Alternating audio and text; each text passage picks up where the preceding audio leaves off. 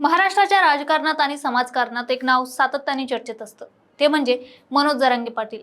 पण गेल्या काही दिवसात जरांगे पाटलांच्या आंदोलनाची आणि विधानांची दिशा फक्त मराठा आरक्षणापुरती मर्यादित राहिलेली नाहीये, तर ती थेट राजकीय संघर्षात बदलताना दिसते। नुकतंच मनोज जरांगे पाटील बीड जिल्ह्याच्या अंबेजोगाई तालुक्यातील पट्टी वडगाव येथे गेले होते। तिथे ज्ञानेश्वर काकडे यांच्या कुटुंबियांची त्यांनी भेट घेतली। या भेटीमागे किंवा या भेटीनंतर जरांगे पाटलांनी जे वक्तव्य केलंय त्याने राजकारणात पुन्हा एकदा खळबळ उडवून दिली आहे। जरांगे पाटलांचा थेट निशाणा आहे गृहमंत्री देवेंद्र फडणवीस यांच्यावर आणि त्यांच्या टार्गेटवर पुन्हा एकदा आलेत बीडचे वजनदार नेते माजी मंत्री धनंजय मुंडे। पण नक्की काय घडलंय पट्टी वडगावमध्ये? जरांगे पाटलांनी धनंजय मुंडेंवर इतके गंभीर आरोप का केलेत आणि थेट फडणवीसांना काय सल्ला दिलाय? आणि नेहमीच मुंडेंच्या नावाभोवती फिरणारं राजकारण, हे सगळं काही आज सोप्या भाषेत समजून घेणार आहोत, त्यामुळे व्हिडिओ शेवटपर्यंत नक्की बघा। नमस्कार, मी पूजा आणि तुम्ही बघताय सत्य पे सत्ता, प्रश्न तुमचे आवाज आमचा। मंडळी, आधी मूळ घटना समजून घ्या। अंबाजोगाई तालुक्यातील पट्टी वडगाव येथील ज्ञानेश्वर वाकडे यांच्या कुटुंबियावर एक मोठा आघात झाला। वाकडे कुटुंबियातील एक तरुणाची हत्या झाली आणि दुसरा तरुण जखमी अवस्थेत, ज्याच्यावर सध्या लातूरमध्ये उपचार सुरू आहे। मनोज जरांगे पाटील जेव्हा या कुटुंबाचे सांत्वन करायला गेले होते तेव्हा त्यांनी या संपूर्ण प्रकरणाची माहिती घेतली। जरांगे पाटील यांच्या मते हा साधासुधा गुन्हा नसून तर हा राजकीय वरदहस्त असलेल्या गुंडांनी केलेला क्रूर घातपात आहे आणि या संपूर्ण प्रकरणाच्या केंद्रस्थानी त्यांनी थेट परळीचे वजनदार नेते, आमदार आणि माजी मंत्री धनंजय मुंडे यांना उभं केले। आता परळीवाल्यांचे गुंड मस्तावलेत अशा भाषेत मनोज जरांगे पाटलांनी धनंजय मुंडे यांच्यावर हल्ला चढवला। पट्टी वडगाव मध्ये बोलताना मनोज जरांगे पाटलांचा रोख अत्यंत आक्रमक दिसला। त्यांनी धनंजय मुंडे यांचा उल्लेख थेट एकेरी करत अत्यंत गंभीर आरोप देखील केले की परळीवाल्यांचे गुंड मस्तावले आहेत आणि ते माजले आहेत। त्यांच्यामुळे वाकडे कुटुंबियांचं एक लेकरू गेलं आणि त्याला जीवाला मुकावं लागलं, तर दुसरा बेशुद्ध अवस्थेत असून मृत्यूशी झुंज देत आहे। खरं तर या संपूर्ण प्रकरणाचं कारण अद्यापही स्पष्ट झालेलं नाहीये, तरी पण मनोज जरांगे पाटील इतक्यावर थांबले नाही। त्यांनी थेट आरोप केला की धनंजय मुंडे हे आपल्या पदाचा दुरुपयोग करून अशा प्रकारच्या हत्या घडवून आणत आहेत। बाकीचे मंत्री विकास करण्यासाठी मंत्रिपद घेतात, पण हा कुणाचा तरी जीव घेण्यासाठी मंत्रिपद घेतो आणि असा प्रश्न आता पडतोय, अशी बोचरी टीका मनोज जरांगे पाटील यांनी धनंजय मुंडेवर केली। एवढंच नाही तर पोलीस प्रशासनावर संशयाची सुई उभी केली की हा खून की अपघात। या संपूर्ण प्रकरणात स्थानिक पोलीस प्रशासनाला, विशेषतः संबंधित पोलीस उपनिरीक्षक आणि पोलीस निरीक्षकांना थेट आरोपीच्या पिंजऱ्यात उभं केलंय। त्यांचं म्हणणं आहे की पुराव्यांचा नाश करण्याचा प्रयत्न झालाय। पोस्टमॉर्टम सांगते की हा खून आहे, पण पोलीस प्रशासन याला अपघात दाखवण्याचा प्रयत्न करते। यामागे किंवा या पाठीमागे कोणताही साक्षीदार उरू नये हाच तर पोलिसांचा हेतू नव्हता ना, असा संशय जरांगे यांनी व्यक्त केलाय। पण त्यानंतर निशाणा देखील केला तो फडणवीसांवर की साहेब, गुंड सांभाळायचे बंद करा।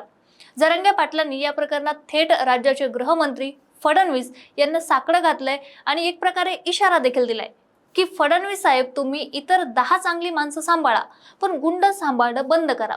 अजितदादांच्या पक्षाकडून धनंजय मुंडेंना न्याय दिला जातो, परंतु तो तुमचा आशीर्वाद घेऊन पुन्हा खून करतोय।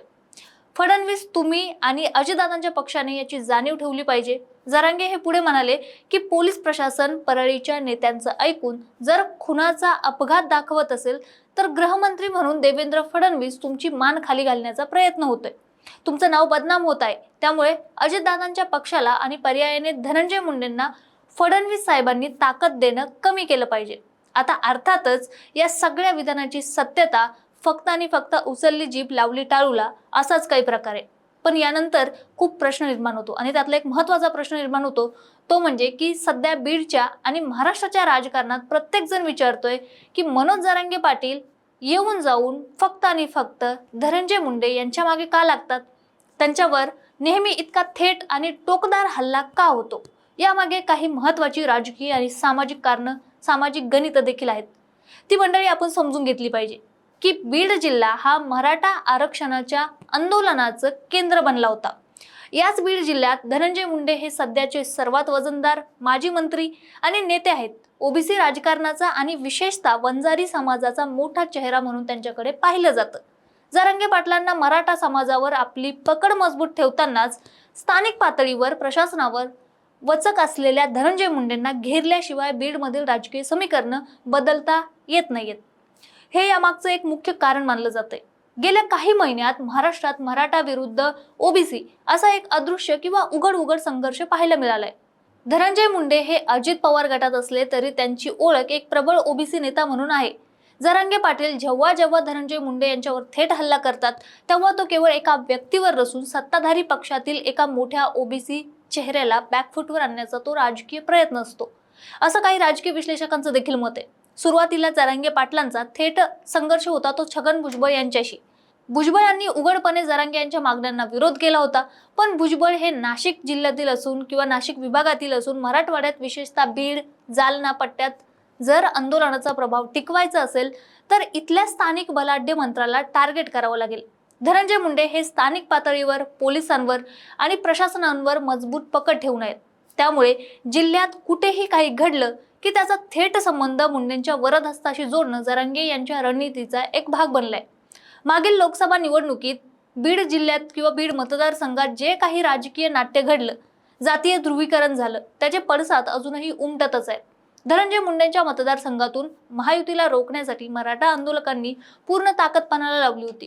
तोच राजकीय संघर्ष आणि तीच खुन्नस आता बीड जिल्ह्यात किंवा जिल्हा पातळीवर गुन्हेगारी किंवा स्थानिक वादांच्या निमित्ताने पुन्हा समोर येत आहे.